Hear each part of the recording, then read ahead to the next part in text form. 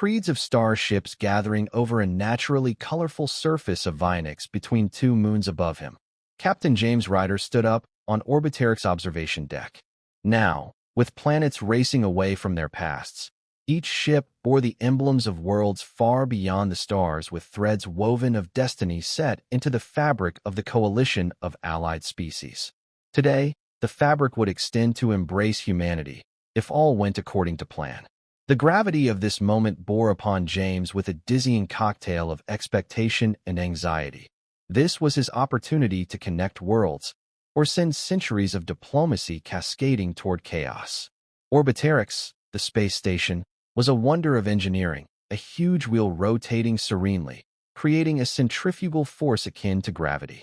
Coated in reflective solar panels and punctuated with gleaming observation domes, its hull glowed like a jewel on the cosmic backdrop.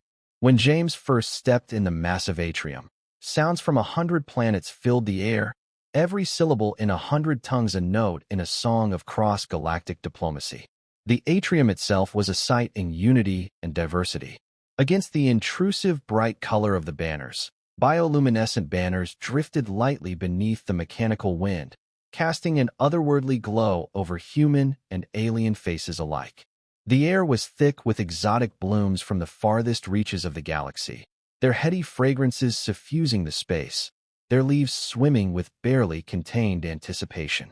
Above, the ceiling showed a live hologram of the galaxy, planets and trade routes outlined in glowing lines crossing the stars. As James made his way through the crowd, his crisp, metal-adorned uniform felt stiff against his skin. He was a man who had risen through the ranks through sheer intelligence and the extraordinary capacity for calm under pressure. His heart, though, raced knowing that tonight, the eyes of the galaxy were trained on he and his species. The humans were a fresh breed, outsiders to this age-old Congress of Worlds, and their place in this ancient communion was not a foregone conclusion. As he approached the central dais, from which leaders of the coalition would soon address the gathering, James caught bits of conversation, some hopeful, some skeptical, and all with that underlying thrum of cosmic tension. He received and exchanged nods and handshakes as if they were years of diplomacy, the debt large as the universe.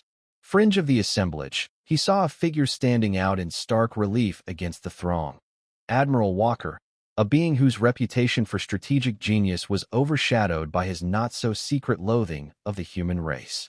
In that instant, Walker's piercing, calculating gaze fixed on James' eyes, and James felt a silent defiance exchange between them. This was not just a night of partying. This was chess, intergalactic chess, and every move mattered. As the lights dimmed and the ceremony was about to begin, James inhaled deeply. The fate of humanity in the galaxy depended on what happened tonight, and he was prepared to do his part, no matter the cost. Though his heart raced in his chest, his mind drank in the enormity, now, of that measure, to win a place amongst the stars, not just for himself, but all of humankind. And so the story begins, not merely with a celebration, but with the unsaid schisms and high hopes of a whole species, teetering on the threshold of either a momentous alliance or a disastrous schism. If there were any uneasiness in this social order, it was lost in the potency of ceremony with the nation before them, as speeches and fanfare transformed the great hall of Orbiterix into a riot of brocade, negligee, and crinoline. A throbbing anticipation manifested in the figures that varied as much as the crops in their ecosystems. The gala was a cosmic mashup of disparate worlds and cultures, displaying the finest of the coalition's greatest achievements. The tables in the great hall were arrayed with exquisite culinary delights, bitter, spicy brews of Draxon and sweet crystalline cakes of Serene 4, a feast for the eyes and, as some had discovered, a challenge for the stomach. Captain James Ryder moved through the banquet with studied performance, his eyes prowling the room not for food but for allies. His Human Frontier Corps uniform, great insignia emblazoned upon it, was as much an honor badge as it was a reminder of how new blood his species was amongst the stars. One corner saw a troupe from Zoltrax performing what humans must have considered traditional wind instruments, gentle, haunting notes capable of stirring deep emotion as they bent in the air like the light around a black hole. Their soundscape became a soothing balm to that undercurrent of political tensions bubbling below the surface. He walked over to Ambassador Staler, a spindly creature with mirror-shined skin and eyes like faceted jewels, who was holding forth on trade negotiations. The melodic blend of clicks and harmonious tones that was Staler's voice greeted him warmly. "Captain Ryder, delight to see mankind in attendance at the gala," Staler said, reaching out a hand that sparkled with a faint luminescence. "Thank you, Ambassador," James responded, a firm but gentle handshake, both respectful and strong. "It's our hope that this evening is the start of a long and prosperous relationship among all members of the coalition." As he spoke, James's eyes scanned the crowd, taking in groups of delegates whispering furiously, with expressions shifting between elation and skepticism. As the conversations unfolded, he could feel the tension that came with each word, each sentence, laced with the threads of diplomacy that ran through the center of the room, might be sewn together towards rising unity or unravel left against dissent. Across the hall, Admiral Walker followed the interactions with a steely gaze. Among his aides, the Draxian brooded like a storm cloud in the midst of a revelry, thoughts racing through strategies and contingencies. He watched James flit through the crowd, engaging with group after group after group, the human's diplomatic work not lost on him. So the night goes on, and eventually James is at a viewing deck looking out at the planet Vinix. Beneath them, a patchwork of bright blues and greens, the surface of the planet, shone through the transparent durasteel floor. As Ambassador David, a veteran diplomat from the peaceful planet Alicia, stood there with him. "Beautiful, isn't it?" David said, his deep voice as soothing as a baritone. "But beauty conceals complexity at every turn. Much like tonight." James nodded, looking contemplative. "Indeed, Ambassador. And those are the complexities we have to navigate, with care." And then the lights in the station flickered, the briefest bout of flickering that sent a ripple of murmurs through the hall. James's instincts kicked in, a feeling of dread forming in the pit of his stomach. He activated his communicator, dismissing himself and giving word to his team that the coast was clear. As the gala unfolded, more technical failures added to the spectacle. Security views temporarily garbling, anti-gravity shells wavering during critical moments, and the holographic star map in the air above them flickering fitfully. Each incident felt minor, but to James, they were signs of something more nefarious. Unbeknownst to the celebrants, these were no ordinary technical difficulties. Cloaked figures crouched in the shadows, tinkering with the station's systems. Their movements were calculated, their desires masked in the guise of festivity. As night fell, James's discomfort gave way to resolve. He would have to figure out what was turning the screw in whichever direction it was going before it ended in catastrophe. The night was not even halfway through, and the actual work was just getting underway. And as the final chapter ends, we see James returning to the gala through the creaking doors, senses heightened and ready to peel back the layers of joy all around him to expose the threats underneath. The stakes had never been higher, and the dance of diplomacy was about to take a dangerous turn. The gala aboard Orbiterix was at its height of joy, laughter, and music mingling in the air like gold thread and silver thread. But unseen, dark currents flowed beneath the celebration's glittering surface. Captain James Ryder glided invisibly through the throng as it bustled past him, his instincts as high-strung as the strings of a Zaltraxian harp. And as the glitches in the station's systems became more frequent and extreme, the floating lights that once dazzled guests pulsed wickedly, projecting rippling shadows across the faces of the diplomats and warriors. A pall of unease settled over the gathered partygoers, whispers rippling like skittish moths through the fading light. He had distanced himself from a pack of raucous Tarquin merchants lamenting the state of interstellar trade and stepped into a small alcove where he had been scheduled to meet Staler and David. But the alcove, which was intended to evoke the tranquil setting of an Elysian forest, seemed far from the tumult that was slowly leaching into the gala. "Something is not right," James said bluntly as soon as they were alone, the gentle glow of bioluminescent plants bathing his determined face in ghostly highlights. "These system glitches are too orderly to be random. We're being sabotaged." Staler's gem-like eyes narrowed, quivering with reflected ambient light. "I've observed the same thing, Captain. Quite a few of my devices crapped out tonight." The party responsible possesses very advanced technology.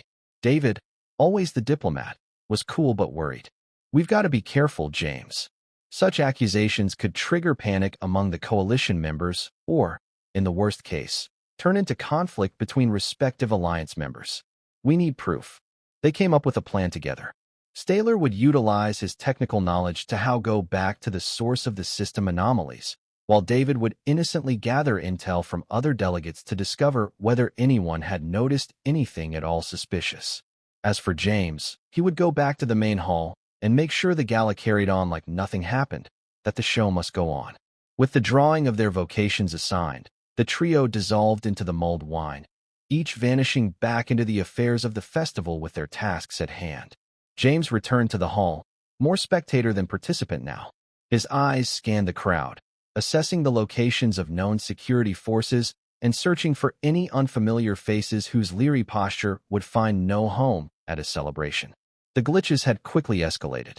When, suddenly, the artificial gravity field dropped out, it was a moment of weightlessness that sent booths and ornaments floating through the air, bemusing and delighting unsuspecting guests alike. Seconds earlier, the party guests had simply been standing up, but at that moment they waked weightless. Laughter disguised apprehension as the seriousness sank in, but the message was clear: the station was in danger. In the dark underbelly of Orbiterix, cloaked figures labored frantically. Their movements were a blur of speed and subtlety, the alarms that would warn of their presence going silent as if by some unseen hand, their machinations echoing in the air but not registering on a detector.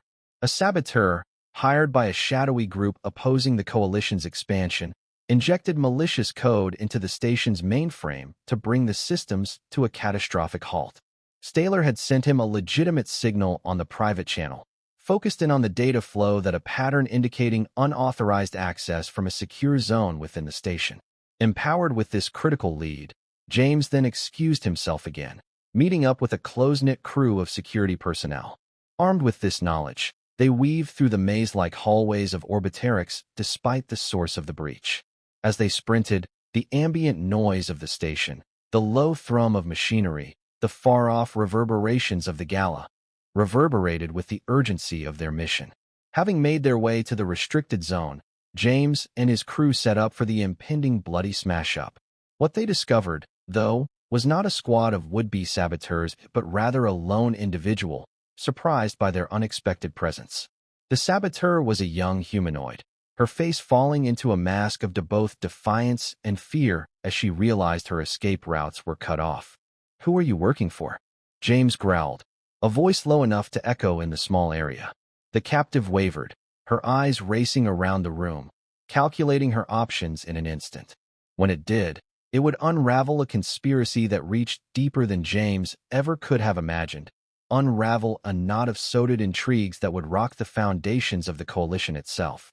As they escort the saboteur back towards the gala, the threat of disclosures lingers in the air. The night promised a celebration of unity, but as the station steadied from its near brush with disaster, the real test of that unity was just beginning. James and his security entourage made way with the captured saboteur through the twisting tunnels of Orbiterix. The station almost seemed to vibrate around them, sleek metallic walls reverberating with the slim illuminations of emergency light, now strobed on and off. The image was of the cot had been stepped on, it had chalked out its head, and the girl was a wayward walk, head held high with an air of fear. They entered an electronic door to an interrogation room, where bright lights made the plastic walls and ceiling feel as cheap as the rest of the room felt expensive. It contained a transparent table and transparent chairs, meant to be welcoming but still clear that this was a place of investigation. James began the interrogation, his voice serious but steady. The only answers that Kayla would be able to provide now would be instrumental in painting the scope of the conspiracy aimed at undermining the coalition. "Who are you working for?" James asked again, his eyes focused on Kayla's. "Understand that you cooperating can drastically change the way your situation plays itself out." Kayla pursed her lips. After a brief moment of silent consideration, she spoke, words tumbling out in a blend of resignation and defiance. "I'm just a pawn, Captain. They said it was to prevent a catastrophe. that humanity's inclusion would topple the balance. I didn't want to hurt anyone. I just delay the process. Who is they? James followed up, pointing to her use of plural pronouns. And why go after the station's systems? She hesitated, and then, under the steady gaze of James and the quiet encouragement of Staler, who had joined them, holding his data pads and devices, she sighed. It's not just one group. There's a faction among the Draxians. Not all of them are like Admiral Walker, but some share his views. They think the coalition is becoming too big, too quickly. Mercenaries, outsiders like I am, to create chaos without attention. As Kayla spoke of her recruitment, and of the plans she had been privy to, Staler cross-checked her information against the data anomalies he had traced. But as they dug deeper, a network of separate communications and financial transactions emerged, revealing deep divisions and dissent among certain segments of the coalition. Ambassador David Mean, who had called the coalition leaders to a secure conference room to brief them on the developing story. It was a place where normally diplomats talk, but now became a crisis room. As David shared the initial findings, his calm presence helped steady the nerves of classmates, urging for unity and measured reaction. Captain Ryder and his team are dealing with the situation very carefully, David told the group. This will absolutely need to be kept under wraps, Karen said. We cannot afford for this news to get out. We need to keep up appearances of the gala to prevent panic and see who else may be involved in this scheme. In the interrogation room, James now comprehended the severity of the situation. Kayla, we need the names, and we need the proof. Who else is involved? How did you talk to them? Her comms were supposed to be secure from outside access, but she had reluctantly turned on her personal data device and showed them the encrypted messages. Staler, a skilled communications expert, started to crack open the communications, exposing not just names, but also projected stages of sabotage to increase as the night wore on. The details were shocking, implicating a number of prominent members of multiple species, including those known as strict peace advocates. This was not merely an act of dissent, but rather a calculated move to remold the political fabric of the galaxy. As the decoded messages rolled across Staler's screen, a shiver ran down James's spine. The scheme was bigger and more dangerous than they had anticipated, and the night was far from finished. The last message suggested a second stage of sabotage, one that combos not just to the station, but also the lives of everyone on board. As the gala continued without a hitch, and time ticked away toward the next phase of the sabotage James planned, the time for action was now. We need to stop this now. Staler, continue to draw every shred of evidence you can from this device. I have to go back to the gala and stop this before any more damage can be done. As he exited, the burden of authority weighing down on him, the station appeared to vibrate with an ominous pitch. James was fighting not only to save the coalition's celebration, but to avert a disaster that might ignite a galactic war. And the chapter ends with James walking back out to the bright lights of the gala, far removed from the dark secrets being revealed just behind the curtain, preparing to face the fight that lies ahead. That tale of union and peace was under siege, and the next move would spell the future of a galaxy. Captain James Ryder stepped back into the bright gala hall, where the lights shone so brightly and the laughter felt so real, indifferent to the conspiracy brewing in the heart of the Academy. The room hummed with the jubilant abandon of the coalition's delegates, blissfully ignorant of the dire undertows that could pull apart everything they reveled in. As James walked, the realities of what he learned hung as lead in his mind. He swept the crowd with his gaze in search of Admiral Walker, the man whose private hatred of the coalition's expansion might have inspired the treasonous actions they were now frantically trying to prevent. The Admiral, across the room, surrounded by a small cadre of his most loyal advisors, stood at attention, frozen in a military regiment that never left him. As Walker was approaching, his eyes met James' own. Suspicion flickered through the man's eyes. "Admiral," James said, his tone level, hiding the barrage of accusations waiting to come out. "Can we speak for a moment in private? It's urgent." Walker's look narrowed a bit, but he nodded, making his way out of his group. They stepped away to a quiet corner, the buzz of the gala receding to a distant echo behind them. James wasted no time, with words that were quick and to the point. "We know the sabotage, Admiral. and we have corroboration that it could only lead back to a group inside the Draxians.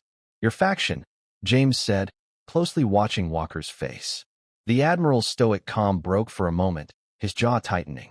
Then, with a sigh to suggest the pressure of many worlds upon it, he said, Captain, you are mistaken.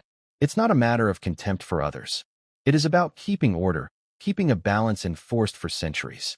Humans, your inclusion, it's too fast, too soon. By causing chaos? By risking lives? No, James protested, increasingly exasperated. You're upsetting the very balance you pretend to defend. Walker glanced around, making sure their conversation stayed private, then continued. It was never going to go into real danger. Just delays to compel more negotiations, more detailed vetting processes. What you call a delay, Admiral, I call sabotage that comes dangerously close to disasters. And that is a crime, James replied frostily. Their conversation was broken by an urgent message on James's communicator. The secondary phase of the sabotage was about to be started, aimed at the life support systems of the station. James immediately provided Walker with this new threat, to see genuine shock on the Admiral's face. This ain't what I signed up for, Walker muttered, finally realizing that he had miscalculated. This has gone too far. They rushed back to the main control room, where Staler and a group of techs were already busy counteracting the fresh threat. Screens lit up with streams of data, while they isolated and shut down the hacked systems. Walker, witnessing the chaos his actions had inadvertently backed, said enough was enough and attempted to march front and center. Let me help, he said, with a note of regret in his voice. Let me make this right. And with the Admiral's cooperation, they did manage to avert the crisis, restoring the station's life support just in time. The relief was palpable, but so was the breach of faith that permeated the air. After the immediate threat subsided, James spoke with the coalition leaders in attendance and explained the conspiracy and Walker's role in it. With calm authority, he recalled the events of the night, stressing the need for transparency and trust in the future. Walker stood with him, taking responsibility for his actions. I allowed fear of the unknown to guide my choices, putting us all in greater danger, he admitted. I'm ready to take the fall. The chapter ends with the coalition leaders exploring their next moves, the gala having returned to its frivolity with a renewed sense of cautious optimism. Trust had been strained, and while some fissures were healed, the work of genuinely bringing the galaxy together had merely started. And thus the story closes with the specter of Walker's confession echoing down the hall, a stately reminder of the frail line dividing terror from advancement within the vast patchwork quilt of the coalition. Captain James Ryder stared out over the delegates as the last notes of the gala's orchestral ensemble faded into the quiet hum of Orbiterix's restored systems. The air was thick with relief, but at the same time many faces betrayed themselves in a quasi-reflective trance. They had danced a waltz with catastrophe, a sobering indication of the perilous fingertips of their interstellar togetherness. The fest hall, a scene of unfettered jubilation, now took on a more sober tone. Soft lights sparkled off the polished metal and durasteel, glimmering on the faces of those who had traveled far around the galaxy to gather. The humans and aliens alike shared the same realization. If they were going to work together, it was going to be harder than they thought. James moved among his peers with a quiet resolve, driven by the weight of leadership and diplomacy heavier than ever. He greeted ceremonies with handshakes and nods, his men meetings with an almost earnest depth. Where simply familiar conversations would normally tread the waters of polite formalities, they dug down into earnest talk about the future. Ambassador Staler stepped forward, his iridescent skin refracting the light as he moved. Captain Ryder, the events of tonight you have no doubt cast quite a long shadow of. He paused as he drew in a much-needed breath, which contrasted with the pervasive tension of the atmosphere, of your actions. But in every shadow, there is also light. The bravery and resolve you demonstrated have lit a flame of hope. James accepted the praise with an understated nod. Thank you, Ambassador. It was a collective effort. The true work, however, starts now, making sure that this unity we seek isn't a momentary hope, but a permanent reality. Elsewhere in the hall, Admiral Walker stood before his peers under a jury of his own making, from that earlier stance of command to one of contrition. It was yet to be determined what the consequences of his actions would be, but his willingness to help avert the crisis had earned him a grudging pass from immediate judgment. A patchwork assembly of the coalition leaders, from a calming presence and sagacious mind from the Alarian system, had occurred in silence, save for that of the Alarian who had spoken. "Let this night be a lesson to us all," the Alarian said, her words reverberating gently through the hall. "We will never hide our differences, which serve as the backbone of our coalition as much as our common goals do, holding us up to confront them, no matter how difficult this might be." As the assembly broke up, the delegates returned to the celebrations, but the atmosphere had changed. "And perhaps I will carry a song for the broader web of the coalition itself, the collective order, and an essential understanding that our alliance is more than the sum of our biographical parts. It is a dynamic organism that demands tender, respectful attentiveness to flourish." James was at a viewport and stared at stars stretching in every direction. It felt to be a confirmation of his mission, the beauty of the cosmos, its infinite mysteries, its boundless opportunities. Humanity were no longer the also-rans of this galactic community. They were at the hub and had the opportunity to make a real difference. James led a final toast that closed out the evening, and with his glass raised, he said something to the effect, "To the future, may it be defined not by fear, but by our common bravery, understanding, and steadfast resolve for peace." The next delegates chimed in with his philosophy, and the jubilation continued on with renewed energy as the band played a deliverance, and the sound soared, taking whatever remained of skepticism with it. The chapter, and the story, ends with James staring off into the void of space, a promise brewing in his mind. There were many challenges to come, and many possibilities, and he felt on the other side of every star glimmering back at him from the dark, the promise of the future they were all working to build together.